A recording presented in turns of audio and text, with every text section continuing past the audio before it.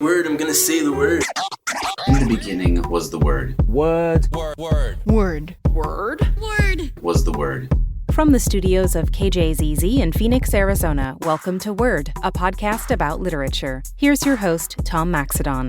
Coming up on this episode of Word, a frank discussion about the intersection of evangelicalism and politics. As a journalist, when I see something happening, I want to write about it. I want to pay attention to it. And this was something that I happen to know quite a lot about firsthand. We'll talk with NPR's Sarah McCammon about her new book, The Evangelicals. Plus, our spotlight on National Poetry Month continues. The next time someone tells you our people were illiterate, teach them about our visual literacies, our ability to read the intertextual sacredness of all things. We'll catch up with Professor Craig Santos Perez, winner of the National Book Award for Poetry. But first, we turn our attention to another poet, Hiromi Yoshida, who's based in Bloomington, Indiana. Her 2023 poem, Father of Icarus, is part of an upcoming collection. Unfortunately, technology limitations prevented us from capturing a viable reading of it in her own words. So we enlisted K-Bach classical host Greg Kostraba to do so with her permission. Father of Icarus by Hiromi Yoshida. He sees his sun soaring sunward, while he himself flies steadily parallel with the horizon, observing the middle ground. Glimpse of gold in the corner of his weary eye, suddenly green and frothy, and a dappled splash below. The coin-sized sun's reflection rippling, blooming into a sea-green rose, that sad place where his sun fell. The boy had slipped from his cunning dexterous hands like Pasiphae's loose-limbed doll. Icarus was the jointed anointed one, a vague smudge on an oily canvas. His pasty white feet, its paintless speck, that waxy residue in bloodshot eyes. Daedalus lands on the sunless coast, folding away his makeshift wings, stroking his briny beard, dreaming of gathering the green roses that bloomed where his son had made that big splash without his consent. That was Father of Icarus by Hiromi Yoshida. It's steeped in classical mythology and reminded me of a famous poem by W.H. Auden called Musée des Beaux-Arts. His is a kind of commentary on the painting Landscape with the Fall of Icarus by celebrated Flemish painter Peter Bruegel the Elder. It depicts the demise of the boy whose wax wings melted when he flew too close to the sun and plunged into the ocean. Thankfully, I was able to capture a snippet of my discussion with Yoshida about her poem, starting with my curiosity if she was inspired by Auden or the painting when she wrote it. That was a poem that we studied in high school, and that was a long time ago. And I think it might have kind of stuck in my head since then. So maybe on a deeper unconscious level, it was kind of like the subtext or the inspiration for my Icarus poems. But when I did write Father of Icarus and my other Icarus poems, I wasn't consciously thinking about that poem. It's really hard to tell. Or at least inspired by the painting by Peter Bruegel, who was, one of the old masters, just because of some of the imagery that you use, the suddenly green and frothy dappled splash below. It's a really, really beautiful poem. You can't just be a casual reader and come to this poem, I don't think. I think you've got to do some digging. Is my perception about that correct? Maybe not an extreme amount of digging. As long as you know what Icarus is, generally speaking, I think the poem is quite accessible to the average reader without additional information. Hiromi Yoshida is author of Father of Icarus. It's a poem that's going to be contained in an upcoming collection due out in October. And Hiromi, I want to thank you so much for coming to Word. And thank you, too. You can read the poem Father of Icarus from her upcoming collection Green Roses Bloom for Icarus, and also find out a bit more about poet Hiromi Yoshida on our website, word.kjzz.org. Coming up, a frank discussion with NPR's Sarah McCammon about the intersection of evangelicalism and politics. I'm Tom Maxedon, and you're listening to Word, a KJZZ podcast about literature. Heart of the Arts is your connection to the exciting classical arts scene. I'm K-Box Greg Kostraba, and I interview some of today's top classical musicians, both here in the Valley and beyond. Subscribe to the podcast or listen on demand at heartofthearts.kbach.org to access these interviews. That's heartofthearts.kbach.org. Hey, I'm A. Martinez from Morning Edition. And I'm Phil Latzman from Morning Edition on KJZZ. We start our days early, really early, so you have the news you need to start your day. Later, we take over. I'm Juana Summers from All Things Considered.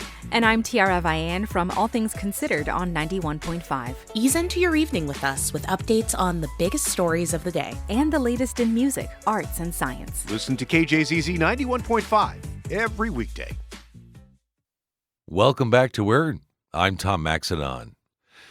NPR National Political Correspondent and co-host of NPR's politics podcast, Sarah McCammon, has a new book titled The Evangelicals. It's a mashup of memoir and investigative reporting that examines the intersection of evangelicalism and politics, as well as McCammon's own faith journey as a member of an evangelical community. Listeners should note that the sentiments and opinions expressed in my following discussion with McCammon do not reflect those of KJZZ, its editorial staff, management, nor the Maricopa County Community College District, which holds the license for KJZZ. Therefore, I wanted McCammon to do most of the talking in an in-her-own-word-style conversation with brief questions by me. At the outset of our convo, I disclosed to her that I grew up in the United Methodist faith. So I started by asking her about the origin story of the term evangelicals. I first came across the term evangelical as the 2016 campaign was winding down. I'd been covering the Republican primary and then the general election and the Trump campaign during that time, and I had done a lot of stories about white evangelicals, which happens to be the world I came from. Coincidentally, it wasn't something I went looking for, but I found myself assigned to cover that campaign, and that was kind of the story. And I was fascinated by the discussion around where white evangelicalism was going and had gone. It had been really 15 years or so since I had been in the thick of a white evangelical community, but it very much shaped me, and it was the world that I knew. So I felt like I was sort of observing things both as a professional, as a journalist, and also with the context of my own personal background. But one of the stories I did was about white evangelical women who were struggling with Donald Trump's language about women and his behavior toward women, and struggling with the evangelical embrace of his movement. And one of the people we interviewed for that story used the word ex-evangelical. She said, some of us think of ourselves not really as evangelical anymore. We don't want that label. We think of ourselves as ex-evangelical. And I thought it was an interesting way of putting it because, I had my own sort of journey, complicated journey with my background. And there were things along the way, which I write about in the book, that created a sense of cognitive dissonance for me that just didn't feel like the place for me to be sort of spiritually. And I was on my own, on my journey, with that. And then here I was listening to people in this moment where evangelicalism was really in the spotlight, kind of wrestling publicly with their own faith and their relationship with it. And so I started kind of paying attention to some of these ex-evangelical circles on social media and really discovered that there was a huge and growing dialogue going on around this idea of emerging from an evangelical background.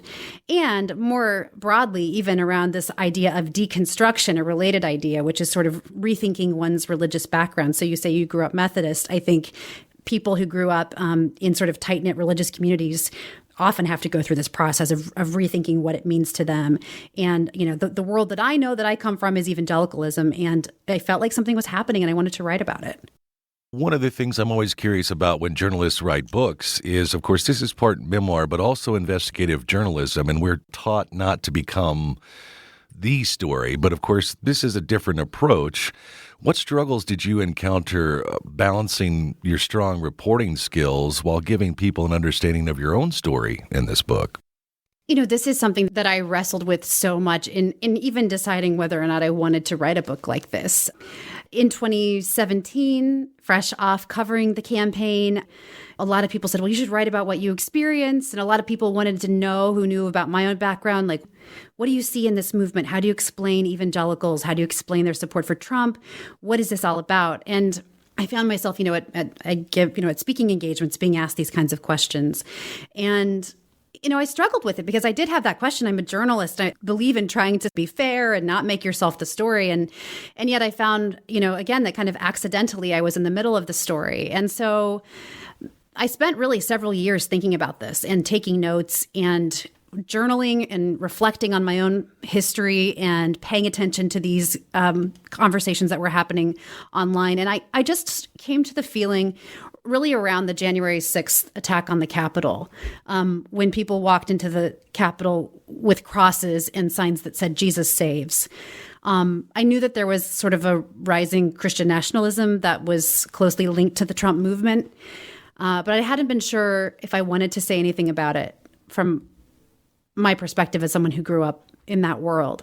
But at that moment, it kind of felt like it was being said for me. I didn't need to connect the dots. They were being connected quite explicitly in signs people were carrying into the U.S. Capitol. And so that was kind of the moment. I had been thinking more and more about it, but I decided that, I want to do this. And so, I was seeing so much self-reflection going on among the evangelical community, some of it around Trump, but some of it around lots of other issues, the relationship between the evangelical church and science, or around issues of race, certainly, sexuality.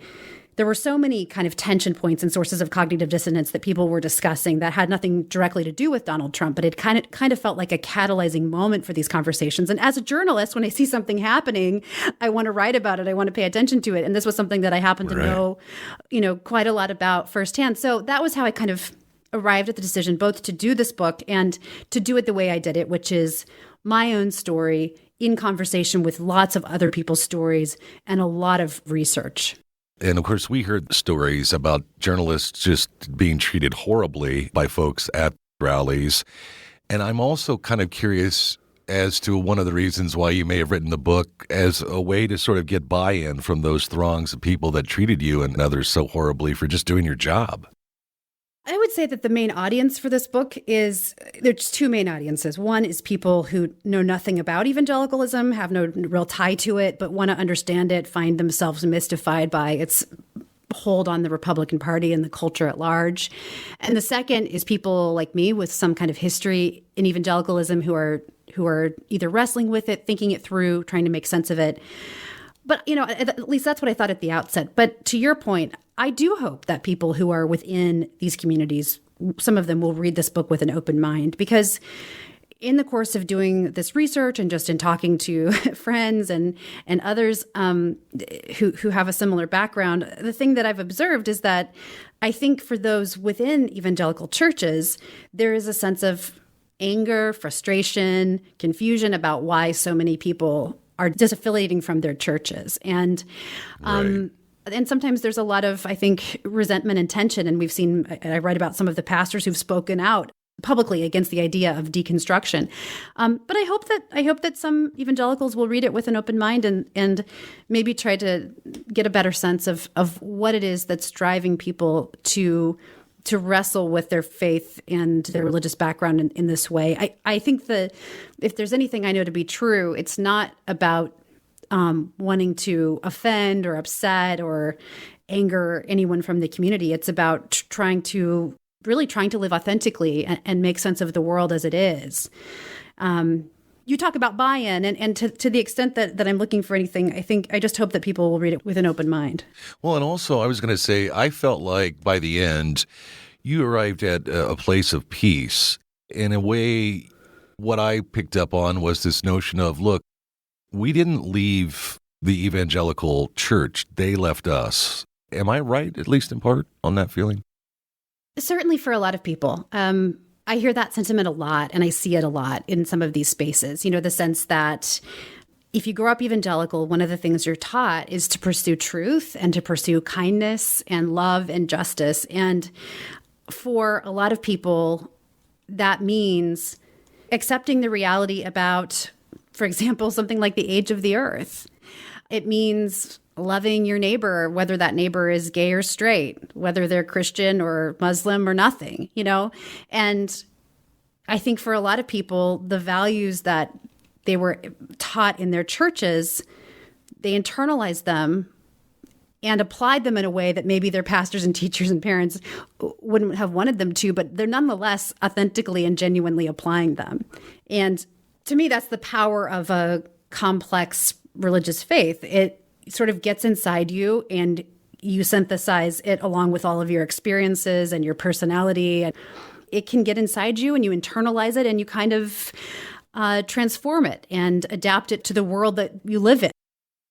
We all have to go forward in the world as it is, not the world that necessarily we grew up in. And so for me, I think I have found increasingly a place of peace about it. But that looks very different than maybe I would have thought it would look when I was a child. NPR's Sarah McCammon is author of The Evangelicals. Sarah, I want to thank you so much for coming and talking to us about this book. Thank you so much. You can find out a bit more about NPR National Political Correspondent and co-host of NPR's Politics podcast, Sarah McCammon, as well as her new book on our website. Just go to word.kjzz.org. Coming up, we'll talk with the winner of the National Book Award for Poetry, who's originally from Guam. I'm Tom Maxedon, and you're listening to Word, a KJZZ podcast about literature. Need a break from the news? Need some inspiration while you work? You need some jazz. Listen to the new Jazz PHX at jazzphx.org. It's your home for jazz in Phoenix with our local hosts and the best new and classic artists. Give it a listen at jazzphx.org. Did you know 2 out of every 3 NPR listeners prefer to purchase products and services from public radio sponsors? You can see the benefits of becoming a KJZZ corporate sponsor at sponsor.kjzz.org. Rio Salado College is proud to offer affordable online bachelor's degrees in high-demand fields such as teaching and public safety administration. Invest in your education and career without financial burden. More information at riosalado.edu. Welcome back to Word. I'm Tom Maxedon. As we close out our celebration of National Poetry Month, we welcome poet Craig Santos Perez. He's a professor and the winner of the National Book Award for Poetry, which was presented to him late last year by the National Book Foundation. From Unincorporated Territory, Amat is the 5th poetry collection by Perez, who originally hails from Guam, the U.S. territory in the Western Pacific. As a former decade-long resident there myself, I opened our recent convo with a familiar island greeting. Buenas and half a day, Craig. Half a day, Tom. How's it going? It's going well. How are you, sir? I'm good. I'm glad we were finally able to connect. Yeah, man. Gosh, what a ride. You must be exhausted. It's been a crazy couple months, but I appreciate your patience and support. No worries. And congratulations on the National Book Award. How do you feel? I'm still in shock, to be honest, but it was, of course, a great honor, and I'm really grateful to the National Book Foundation. You certainly look like it in the ceremony. If we were talking to folks maybe who watch an awards ceremony like the Academy Awards or something, and some of the actors kind of think, okay, well, I got this in the bag, right? But you were blown away, weren't you? I was, and they told all of us to prepare an acceptance speech beforehand because all of us had an equal chance of winning, but I honestly did not think I would have won, so I didn't prepare anything. Well, I mean, you couldn't tell that from the ceremony. You were great as an extemporaneous speaker. What was going through your mind? Who were you thinking about when that was announced? I was sitting next to my mom and my partner, and when it was announced, my picture and book came up on the big screen. I just stared at it. So my partner was like, you have to get up now and go accept the award. And so I was, in that moment, I was just completely in shock and couldn't believe it. Gosh, I'm trying to remember how long it's been. It's definitely around the COVID era when things started, when we last talked to you, and a lot has happened. But I wanted to remind folks who didn't have a chance to hear that episode, when your love for poetry first developed, how did that get started for you? I've always loved reading and literature and stories growing up, but it really wasn't until high school where I started writing poetry, studying poetry in class, and was even a editor of my high school as a literary journal.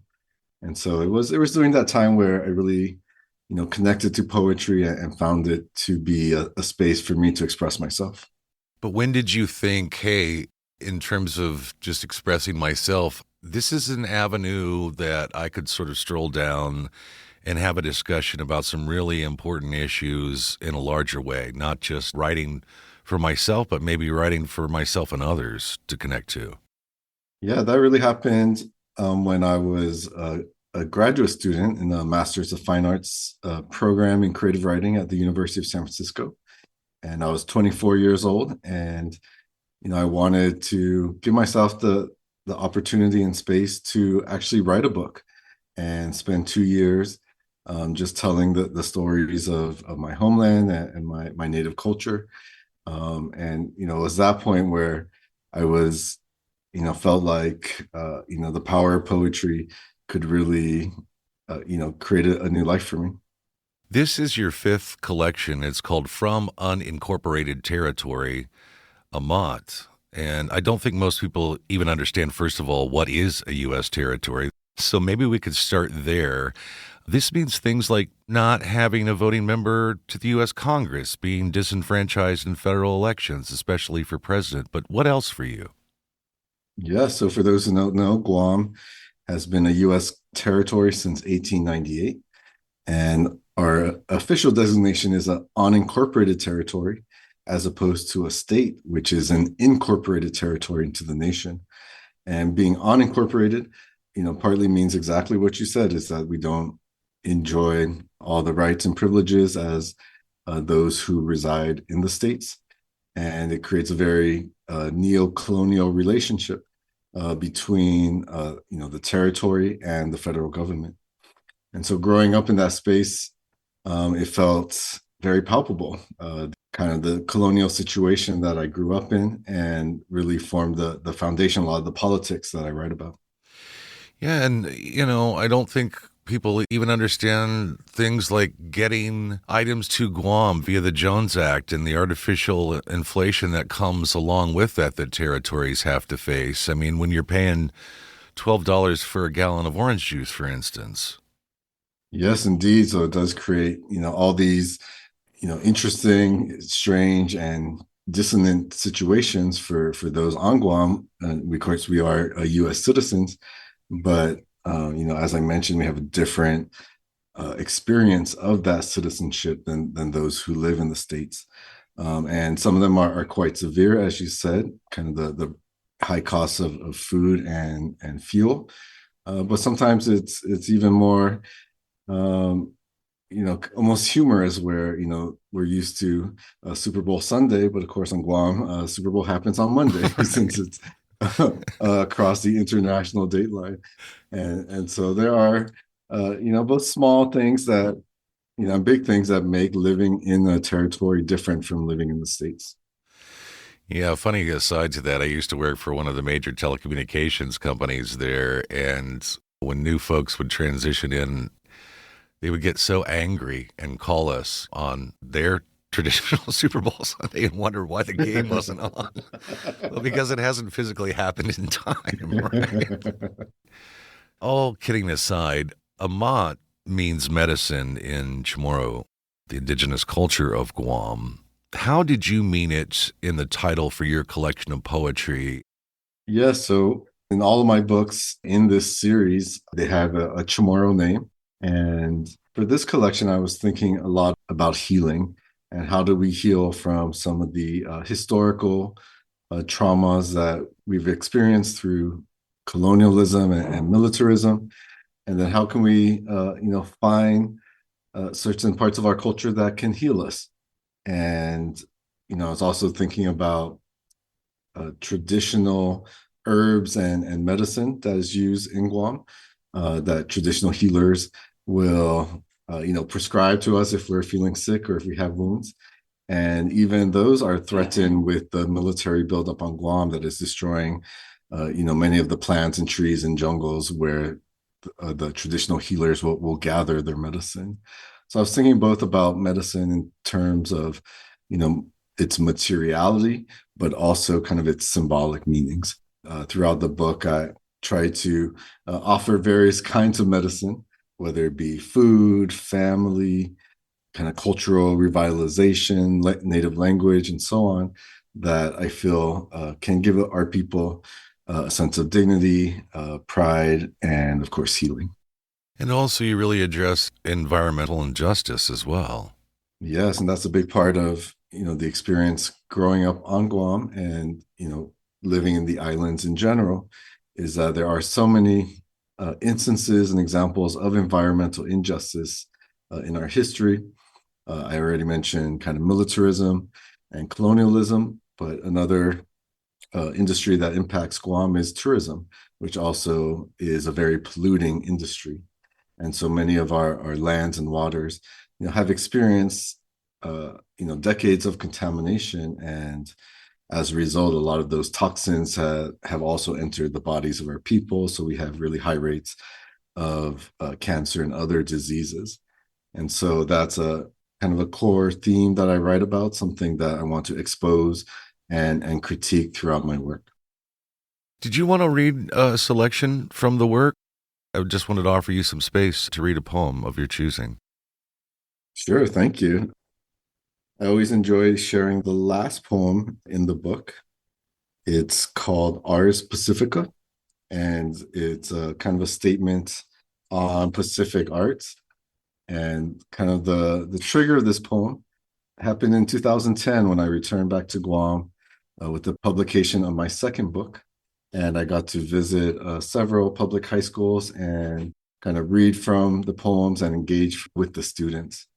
And so there was a one moment I had with a student that really profoundly impacted me. And so kind of forms the core of this poem.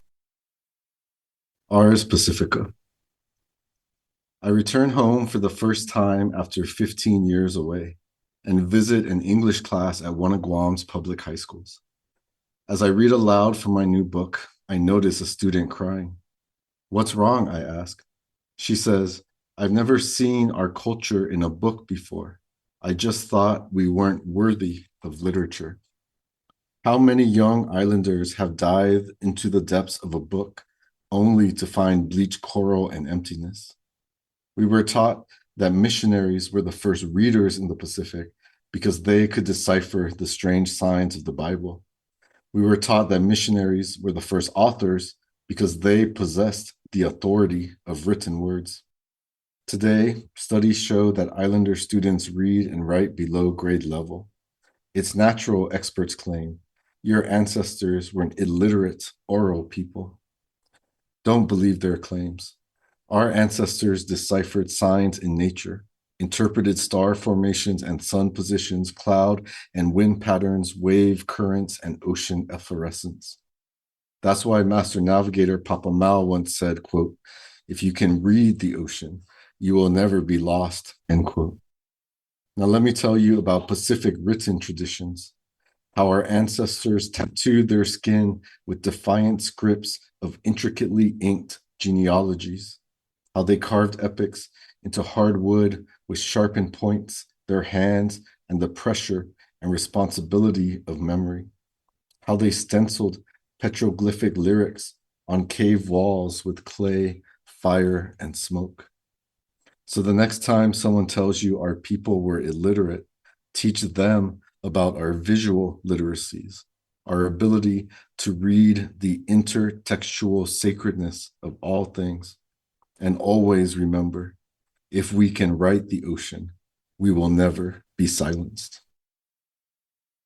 Thank you so much for reading that. And it's just such powerful word interplay when you talk about reading the ocean, reading the landscape. I've had discussions with folks from indigenous tribes in the state of Arizona who are in the creative landscape, and they talk about this similar concept of getting their language, let's say it might be Dene, for instance, into print, and how powerful that is for folks to see that and to be included in a literary landscape. Yes, indeed. I feel this is common across indigenous cultures. Both the power of the written word once we wield it, but then also to acknowledge that, we had literacy even prior to written language. And sometimes a stereotype about Native people is that, our ancestors were simply oral peoples, and that's how we pass down stories. But of course, as we know, there were so many other ways that our peoples told stories. And of course, so many ways that we practice literacy, whether it be reading the ocean or the land and the animals and so on. So I've always been inspired by kind of just the rich legacy of indigenous literacies, whether they be oral or written. From unincorporated territory, Amat is the latest from Craig Santos Perez. It's the winner of the National Book Award for Poetry. Craig, Sitsismaase, thank you so much for coming to Word. Sitsismaase, Tom, thank you so much for having me. You can find out a bit more about Craig Santos Perez and his new award-winning collection of poetry on our website, word.kjzz.org. We are back in May with more entertaining and thought-provoking literary convos. In the meantime, thanks so much for listening to KJZZ's Word Podcast about literature and also for supporting public radio. I'm Tom Maxidon. Word. Word? Word was the word. Thanks for listening to Word, a KJZZ podcast about literature. You can find all episodes online at word.kjzz.org or wherever you get your podcasts.